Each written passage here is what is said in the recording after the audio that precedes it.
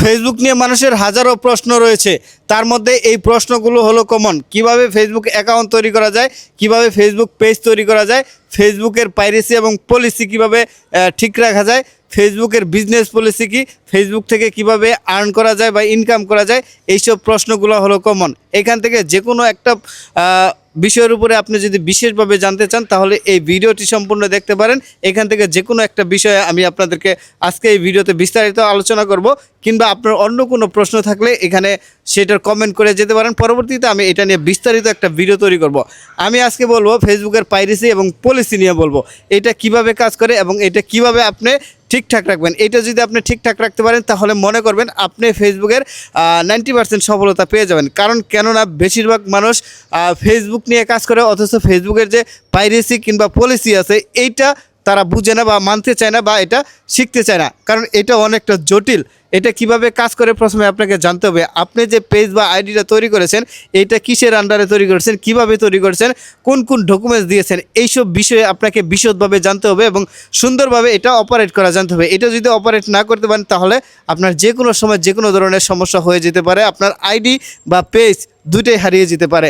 এখন এটা কিভাবে নিয়ন্ত্রণ করবেন, এটা কিভাবে আপনি মেনটেন করবেন। প্রথমে আপনি যে আইডিটা তৈরি করেছেন সেই আইডিটার নিরাপত্তা দেবেন কিভাবে, আপনার এনআইডি কার্ড, পাসপোর্ট কিংবা ড্রাইভিং লাইসেন্স, এই যে কোনো তিনটার একটা আপনার ঠিকঠাকভাবে রাখতে হবে। আপনার যদি ড্রাইভিং লাইসেন্স থাকে তাহলে সেটা, আপনার যদি পাসপোর্ট থাকে তাহলে সেটা, কিংবা সর্বশেষ আপনার যদি এনআইডি কার্ড থাকে এনআইডি কার্ডের সকল তথ্য দিয়ে আপনার আইডিটা ক্রিয়েট করবেন। আইডিতে আপনার নাম, আপনার বার্থডে ডেট এবং অন্যান্য যে তথ্যগুলো থাকে সেগুলো ঠিকঠাক রাখবেন।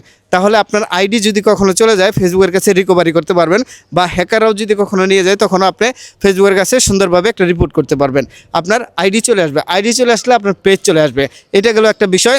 দ্বিতীয় বিষয় হলো, আমরা যখন আইডি বা পেজ মোটামুটি বড় হয় কিংবা আমাদের ছোটোই হয়, ফেসবুকের হ্যাকার যারা আছেন তারা মূলত ছোটো কিংবা বড় এগুলো দেখে না। আপনার ছোটো আইডিও তারা নিতে পারে, আপনার বড় আইডিও তারা নিতে পারে। এখন এইটা কীভাবে নিরাপত্তা দিবেন, যখন একটা ধরেন সমুদ্রের ভিতরে জাল ফেলা হয় মাছ ধরার জন্য, তখন কিন্তু কোনটা বড় মাছ কোনটা ছোটো মাছ এটা দেখা হয় না, সবার জন্যই কিন্তু সমান, সবাই কিন্তু এখানে ধরা পড়ে।